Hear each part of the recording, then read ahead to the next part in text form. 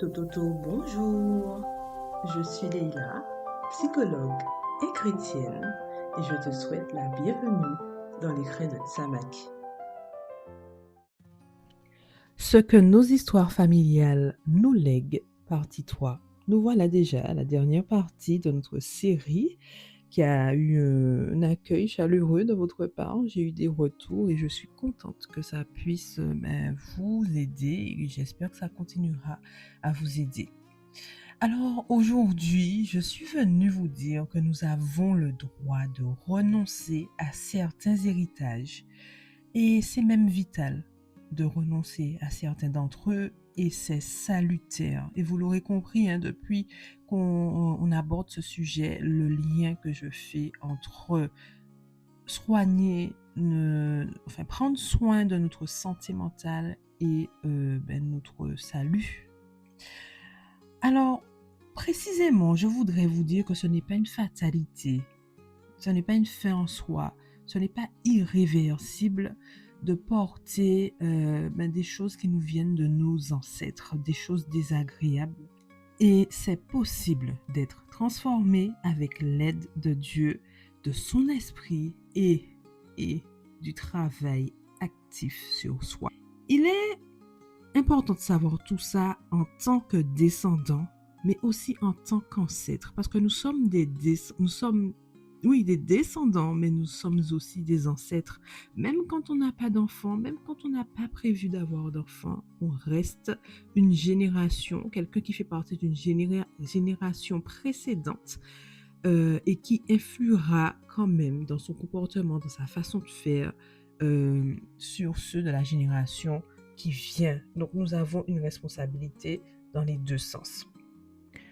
Alors pour poursuivre, pour avancer, j'aimerais vous parler, j'aimerais commencer en vous lisant Jérémie 31, les versets 29 et 30.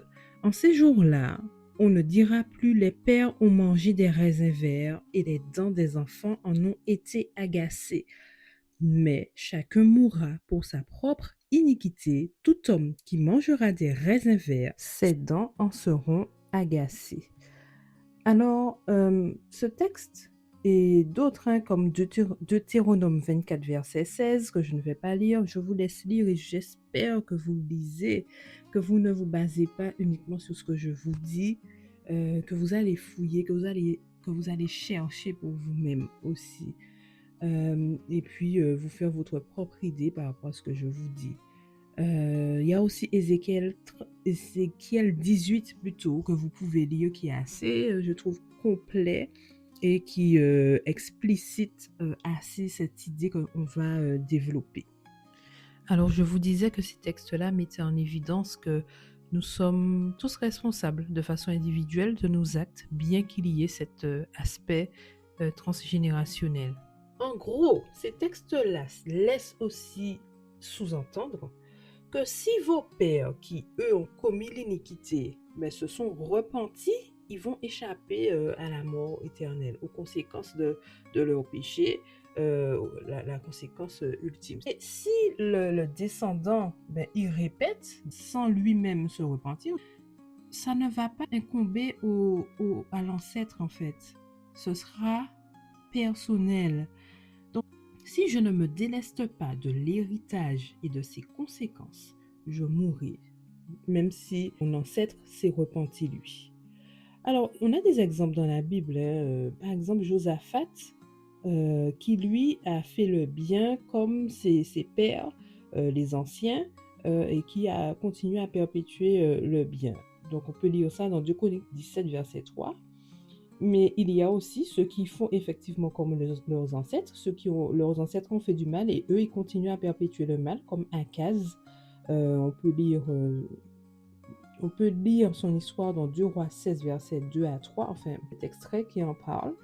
Et on peut aussi choisir de faire différemment de ses ancêtres. Différemment, ça veut dire que si mon ancêtre a fait mal, je peux choisir de faire du bien. C'est le cas de Josias, qui lui a fait différemment de ses ancêtres. Vous pouvez le voir dans 2 Rois 22, les versets 1 à 2. Ou, à l'inverse, si mon ancêtre a fait du bien, Je peux choisir de faire du mal comme l'a fait Roboam. Vous pouvez lire ça dans 1 Roi 12. Et il y a d'autres exemples comme ça dans la Bible. Ça montre bien cette notion de transgénérationnel, de nos choix et de nos responsabilités individuelles. Alors, avec tous ces éléments-là, il y a un aspect sur lequel j'aimerais m'arrêter qui peut questionner et qui, avec raison en fait. Est-ce que le fait de payer des conséquences, c'est-à-dire les conséquences des actes de mes ancêtres, c'est une iniquité? Est-ce que c'est un péché en fait d'être juste en train de payer les conséquences des actes, des choix de mes ancêtres? Si je suis victime, parce qu'il arrive qu'on soit victime d'ancêtres, et que je n'ai moi-même pas péché, en fait, je n'ai pas normalement de faute à confesser. Si je suis en train de payer les conséquences des actes de mes ancêtres, normalement, je n'ai pas de faute à confesser. On va prendre l'exemple de Joseph. Joseph, comme on l'a dit, préféré de son papa, et ça, c'est quelque chose qui se répète de génération en génération. Mais c'est pas de la faute de Joseph s'il est devenu le préféré et qu'il était mis en avant par son papa, en fait. C'est la faute de son papa et la faute de ses pères. Par contre, je veux attirer votre attention sur quelque chose de super important. Le fait d'être victime ou d'être porteur des conséquences peut avoir un impact tellement important sur notre personne que ça peut nous pousser à commettre des fautes. Ça va influencer notre personnalité qui peut avoir des traits de caractère négatifs et qui vont nous pousser à pécher. Je pense que vous avez déjà entendu le cas des personnes victimes qui sont elles-mêmes devenues agresseurs, par exemple. Alors, quand bien même ces personnes ont été victimes à un moment donné de leur vie, elles seront responsables des agressions qu'elles poseront après. Ce que je veux vous dire ici, c'est qu'avoir le statut de celui qui a subi, de celui qui porte les conséquences, peut créer chez nous des façons de faire, de penser, de ressentir, d'interagir avec les autres qui seront délétères, qui seront mauvaises pour nous et pour les autres, et donc nous pousser à commettre des fautes. Donc, par exemple, toutes ces choses peuvent nous pousser à être des personnes qui manifestent beaucoup de peur, beaucoup de colère, beaucoup de méfiance. On peut devenir plutôt quelqu'un qui va être dans la manipulation, qui peut développer une personnalité toute puissante, autoritaire, qui n'a pas de limites.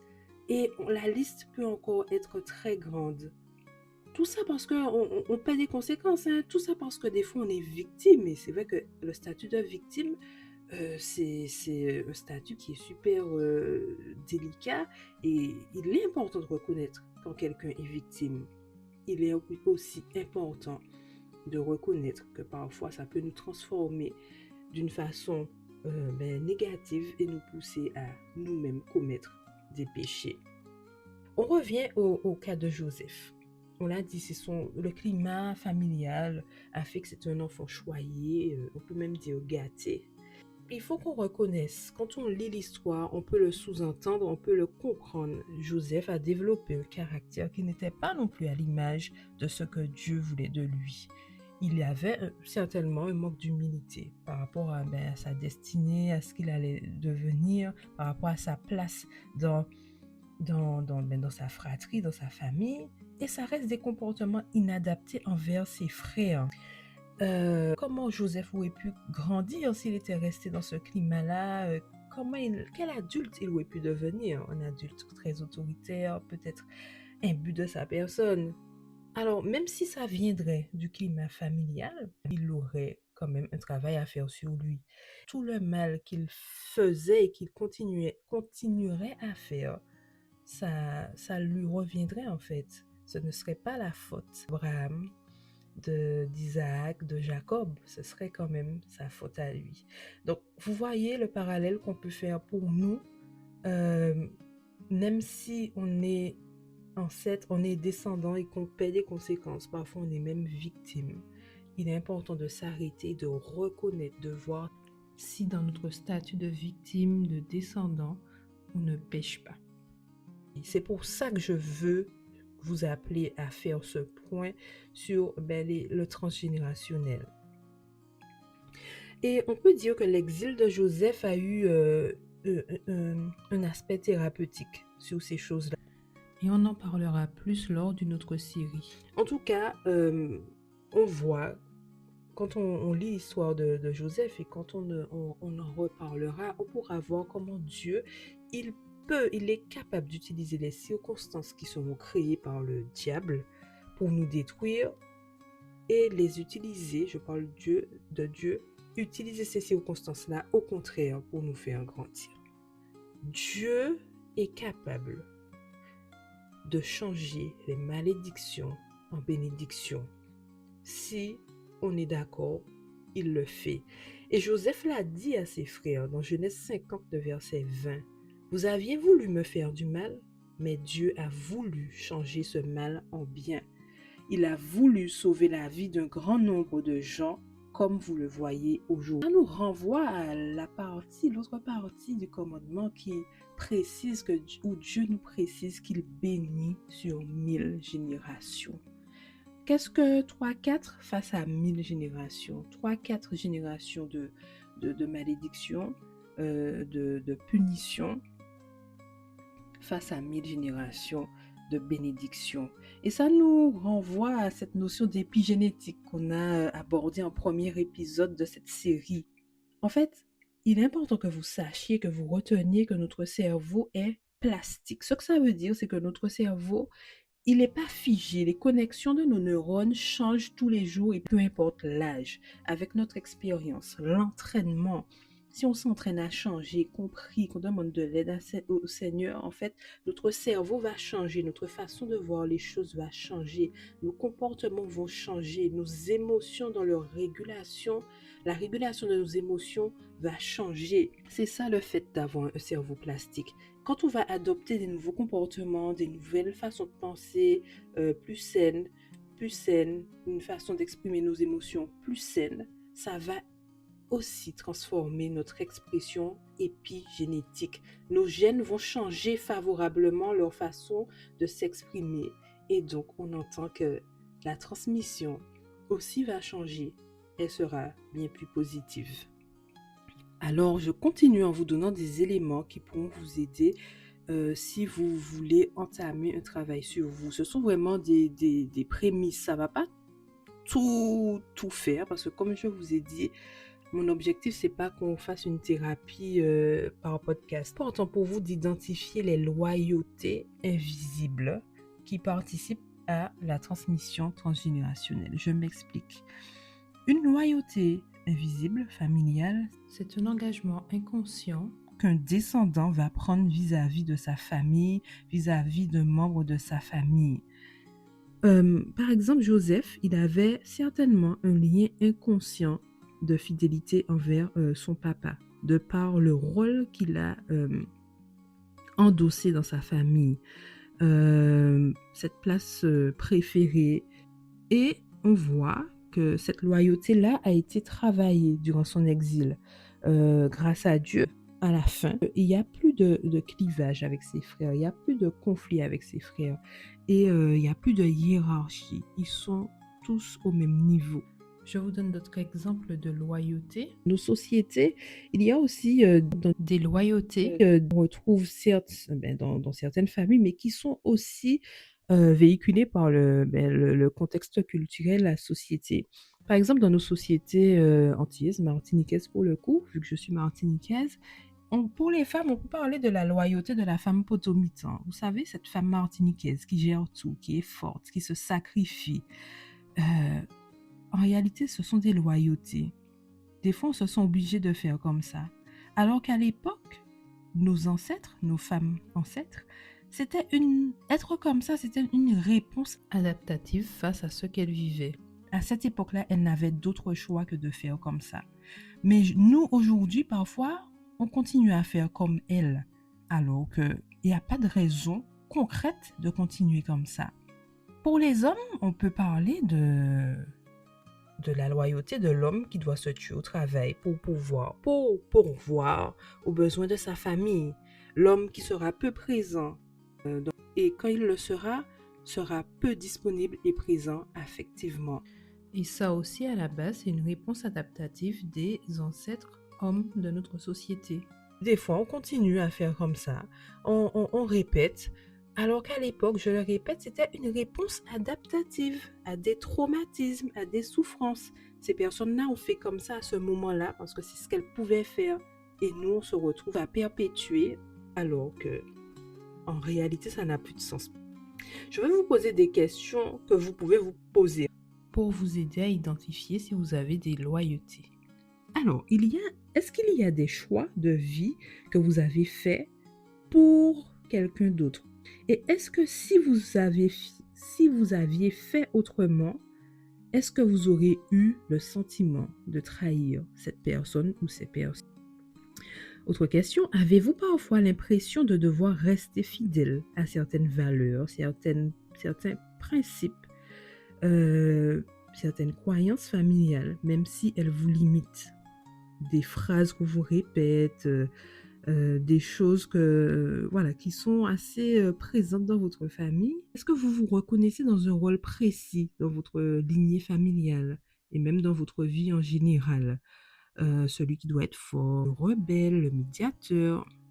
Réfléchissez, prenez, observez, soyez honnête avec vous-même. Ce sera pas facile. Je vous le dis, c'est pas un travail facile, surtout quand on ne l'a jamais conscientisé. Mais c'est nécessaire. Observez. Et que se passerait-il si vous ne teniez plus ce rôle-là?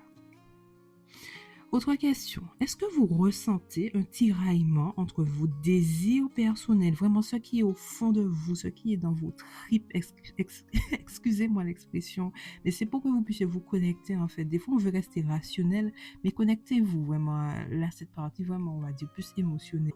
Est-ce que vous sentez un tiraillement entre vos désirs personnels et les attentes familiales, les attentes parentales? Et si vous avez un enfant ou des enfants, quelles attentes avez-vous envers vos enfants? Et à quoi ces attentes pourraient-elles répondre? À quoi ça pourrait répondre vis-à-vis de votre histoire personnelle, de votre histoire familiale? Je m'arrête avec ces questions. Elles sont déjà suffisantes pour commencer une réflexion. Toutes les réponses à ces questions peuvent vous aider à voir certaines choses qui vous enferment dans un cycle de répétition, les amis, qui inconsciemment, parce que c'est inconscient, c'est implicite, on ne le voit pas toujours. Inconsciemment, ça vous rattache à des conséquences, à des réponses, à des traumatismes, à des souffrances d'ancêtres. De faire, d'agir, ces loyautés-là sont en train de répondre à des choses qui concernent vos ancêtres, en fait. Et c'est important de faire une pause et de se rendre compte pour décider de déposer, en fait, de rendre, de se délester. Certaines attentes, certains rôles, certaines attribués, certaines valeurs, certains principes, certains modes de penser, de réagir, de vivre ces émotions sont issus de traumatismes, de souffrances ancestrales. Et vous, je vous dis, je suis venue vous dire, je le répète, que vous pouvez choisir ce que vous voulez désormais garder et ce que vous voulez désormais délaisser, ce que vous voulez rendre. Et grâce à Dieu, c'est possible de le faire. Joseph, comme je vous l'ai dit, son exil lui a été d'un grand bien pour travailler toutes ces loyautés-là. Parfois, il faut s'éloigner, on le verra, hein, je répète ça encore, parce que je sais qu'on va en parler après, lors d'une autre série, mais son exil lui a été d'un grand bien pour rompre les loyautés, les cycles de répétition. Et finalement, Joseph, comme il a été dans cette dynamique-là, ça a permis ça a permis à Joseph de participer activement à briser les répétitions et même les malédictions dans sa lignée. Je voulais aussi vous dire, en tant qu'ascendant, c'est-à-dire en tant qu'ancêtre, on a un rôle hyper important pour, si je peux dire, faciliter le travail des descendants, en fait. Quand on voit ce qui a été enclenché chez Jacob, à l'époque, déjà, il y avait déjà un gros travail qui était enclenché avec Dieu. Alors, je me rends compte que là, je n'ai pas je n'ai pas relevé le texte ou enfin la partie où il y a la fameuse lutte nocturne avec Dieu, mais c'est assez facilement, enfin, vous pouvez le retrouver facilement, soit en tapant sur Google ou si vous relisez effectivement Genèse à partir de 12 jusqu'à la fin. Je ne pourrais pas vous le dire là, mais si vous voulez lire et comprendre. En tout cas, tout ce travail-là de réconciliation avec son frère, euh, c'était c'était déjà un travail important pour notamment soigner cet aspect, enfin ce qui se répétait autour des rivalités fraternelles. Je suis persuadée que ça déjà c'était important pour que finalement dans la génération suivante il y ait cette intervention, en fait cet événement, ces actions de Joseph envers ses frères. Tout ça pour dire que il est important qu'on puisse faire un travail sur nous en tant qu'ancêtres pour pouvoir faciliter le travail de nos descendants. Il sera aussi important en tant qu'ancêtre de laisser les générations suivantes faire différemment, se démarquer. Des fois, c'est compliqué. Des fois, on ne comprend pas en tant qu'ancêtre que c'est ce qui est en train de se jouer là, quand on est en conflit avec ses enfants, avec les générations qui suivent. Mais des fois, en fait, ils sont juste en train de refuser de faire comme nous. Et il est important d'avoir cette humilité, cette compréhension et laisser les générations suivantes avancer et briser les cycles. Dieu veut que nous nous soignions. Il est conscient qu'à l'origine, tout ce mal est dû au diable. En fait, c'est le diable qui vient mettre toutes ces souffrances et laisser leurs traces dans nos familles pour nous éloigner de notre destinée. On le voit bien dans la lignée d'Abraham, que derrière toutes ces choses, il y a le diable qui œuvre pour tenter d'empêcher la réalisation de la promesse faite à Abraham. Et dans nos lignées, c'est la même chose. Il s'attaque à la famille, à sa dynamique, favorise des situations qui vont elles-mêmes créer des blessures, des souffrances, venir nous abîmer, occasionnant des traits de caractère mauvais qui pourraient nous éloigner de notre identité. Mais je suis venue te dire que Dieu est disponible pour t'aider. Il donne accès à la connaissance et c'est pour ça qu'il nous appelle à ne pas la rejeter, cette connaissance. Osée 4, verset 6. Mais la suite de ce verset dit: puisque tu as rejeté la connaissance, je te rejetterai et tu seras dit sacerdoce, puisque tu as oublié la loi de... Alors, j'oublierai aussi tes enfants. Donc, c'est vrai que c'est un texte qui est dit dans un contexte, mais je suis persuadée qu'on peut le transposer aussi à d'autres aspects, et notamment les connaissances sur notre santé mentale et l'importance d'en prendre soin. Il est primordial de prier, les amis, pour être actif dans notre processus de guérison. On ne priera pas juste et un matin on va se réveiller et tout sera transformé. Non, la prière a surtout cet objectif, cette mission de nous connecter à Dieu. On lui parle mais aussi écouter. Dieu ne va pas nous forcer, il ne va pas nous changer contre notre gré. Alors, on aura besoin de lui pour qu'il puisse nous aider aussi à mettre en œuvre les actions nécessaires. Et ça, c'est le plus compliqué, mais pas impossible. Car c'est Dieu qui nous donne le vouloir et le faire. Je vous invite à vraiment mettre ça dans votre liste de prières. Seigneur, donne-moi le vouloir et le faire. Comme le dit Philippiens 2, verset 13. C'est Dieu qui va vous donner le vouloir et le faire, les amis. C'est tellement difficile que c'est lui seulement qui peut intervenir. Il y a aussi un autre point qui sera dans vos prières, de prier, de supplier Dieu, de briser ces répétitions, de briser ces malédictions-là. Dans Jérémie 14, verset 20, on voit comment, de façon collective, le peuple reconnaît en fait les erreurs de leur père Nous reconnaissons notre méchanceté, Seigneur, la faute de nos pères. Donc, on a aussi ce rôle de prier pour les fautes de nos pères, même quand ils ne sont plus là, même si on ne sait pas de quoi il s'agit, mais reconnaître qu'il y a certainement eu des choses et les confesser. Vous pouvez aussi lire Lévitique 26, les versets 40 à 42. Et Néhémie 9. Tout Néhémie 9. J'ai envie de vous dire de lire tout Néhémie, mais surtout Néhémie 9. Vous allez voir comment le peuple est là, dans le cadre d'un jeûne, va confesser les fautes des ancêtres. Et c'est aussi notre rôle en tant que descendant, en tant qu'ascendant, quand on est là et qu'on se rend compte déjà qu'on a fait des choses, de confesser, mais de prier pour toute cette lignée familiale. On ne connaît pas tout, mais c'est important de l'exposer à Dieu afin qu'il puisse nous aider et permettre que les malédictions se transforment en bénédictions. Jésus, il est venu pour nous réparer et réparer nos lignées.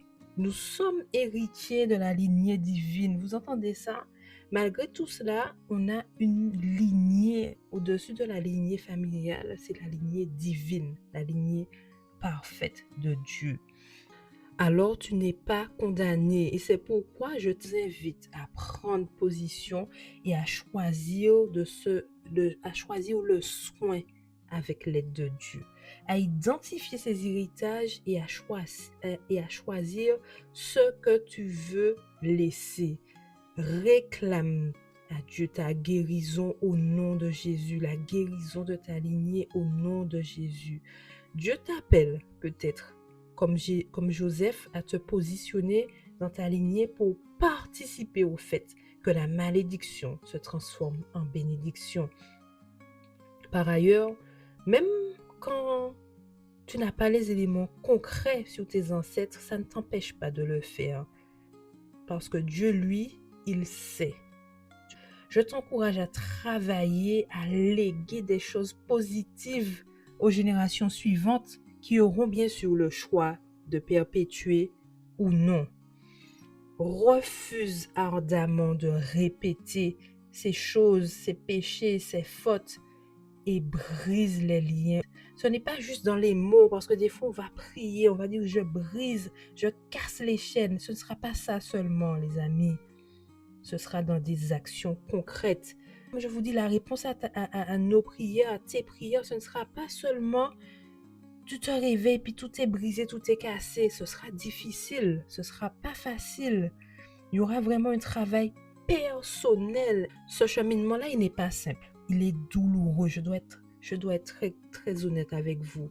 Il y aura des montagnes russes, des tourbillons émotionnels, des émotions comme la colère, la tristesse, mais elles sont utiles pour aller mieux. Et c'est là que l'accompagnement d'un professionnel peut être justement envisagé, car nous sommes là pour pouvoir vous accompagner, vous être à côté de vous, vous guider aussi dans l'orientation sur les choses à travailler, dans quel ordre de priorité les travailler. Donc, je ne vais pas vous vendre du rêve, je ne vais pas te vendre du rêve.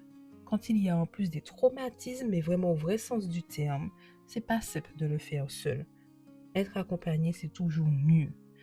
Alors, j'espère que vous allez arriver à comprendre le lien que je fais avec les notions de repentance, conversion, sanctification et le fait de prendre sérieusement soin de sa santé mentale, de son âme en tant que chrétien. Je vous répète ce que c'est la repentance. C'est regretter ses fautes et décider de changer. La conversion, changer intérieurement en se tournant vers Dieu pour adopter une nouvelle façon de vivre. La sanctification, la transformation progressive pour être conforme à la volonté de Dieu. En bref, parce que peut-être que vous vous demandez, mais c'est quoi finalement se soigner? Se soigner et soigner toutes ces blessures, toutes ces souffrances transgénérationnelles va sous-entendre de mettre singulièrement en œuvre des actions pour changer vos pensées. Parce que vous avez hérité de façons de penser qui ne sont pas des vôtres, on va dire. Changer votre façon de réguler vos émotions. Et mettre en œuvre des actions pour changer vos comportements. Je vous invite à lire Éphésiens 4, les versets 22 à 24. Vous pouvez même lire tout le chapitre. à lire aussi Colossiens 3, tout le chapitre. Ces textes-là montrent comment Dieu s'intéresse à ce que je viens de vous dire là, le changement intérieur de nos pensées, de notre façon de gérer nos émotions et de changer de comportement.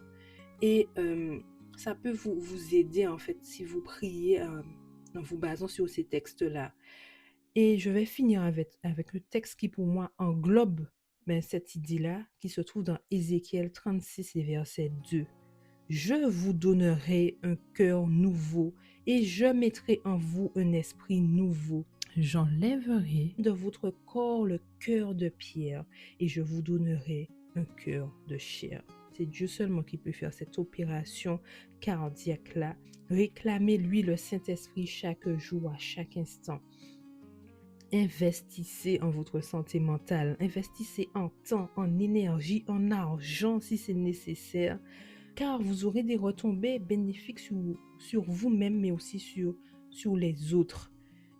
Eh bien voilà, les amis, c'est ce que je voulais vous dire.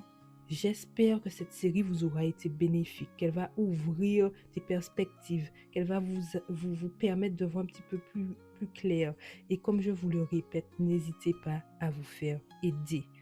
Continuez à partager autour de vous parce que tout le monde doit avoir accès à cette connaissance. N'hésitez pas à me faire des retours, à me poser des questions aussi. Peut-être que ça pourrait me permettre de faire un épisode où je réponds aux questions.